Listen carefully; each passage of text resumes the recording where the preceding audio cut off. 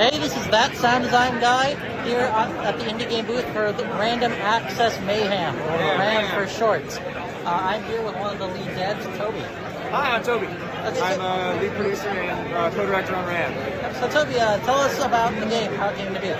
So RAM is an indie action roguelike. It's like kind of like Hades, but imagine if instead of playing as Zagreus, you play as the enemies, you can hop between them at will. And it came about as a Loot 'em Dare 48 game jam game, mainly based off a skill issue because I was terrible at bullet hells and I wanted to know maybe you could make a game where you just play as the enemies, you could swap to them, and then RAM became RAM. I had a lot of fun playing the demo. I admittedly, I got 7 screens far. That's pretty good. That's way better than most people at the 6 today. All right, so I'll take that. So the sound design, it's got a very hard rock soundtrack, and I'm just curious because it's like a pixel game. Why the hard rock over any other style? It's a good question because, I mean, indie game soundtracks are pretty much the most important part of an indie game is you got to be able to headbang your way through it and everyone wants to listen to it on Spotify. And for us, it really just came down to one of my favorite parts of games like Hades or even like Hotline Miami is just that like bounding, pounding backing music. And we thought, okay, some sort of industrial metal would be perfect.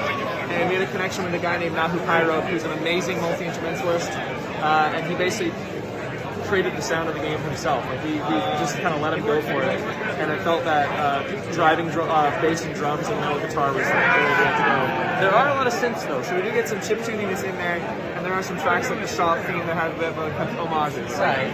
And for sound effects, are they also made in the development team or Yeah, so we have a guy on the team who's a friend of mine from university who does sound design, and we brought him on as a contractor as well to do some sound effects for us, so he's doing all the mixing, and I'm not sure the DAW he uses, but he's doing everything from the weapon effects to the score effects to the menu buttons, and it's been really awesome having someone who can just take that whole thing on and just make it sound awesome. So we have a great pipeline for that. And just last question, this is just a for fun thing I like to ask a bunch of indie devs to see the varying opinions. What are your thoughts on AI in the upcoming game development cycle? Good, bad, interesting, or not? I think it's interesting, and I think it's scary in certain contexts, but I think that AI is going to be very useful for a lot of stuff that even like regular people aren't doing now. They're just using like machines for in terms of like, you know, if you're making chip tunes, just the ability to get them in a more effective way using large learning models. But I definitely think AI is interesting for non-artistic purposes.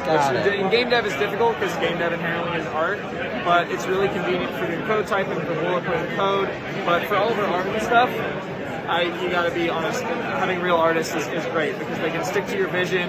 You can talk to them, you can do iterations, and it's not just a prompt. Thank you so much for your time. Thank you very much. And, thanks. All right, can't this game be coming on Steam? Yeah, there's a demo available on Steam right now. Cool. Yeah, check it out. Thanks.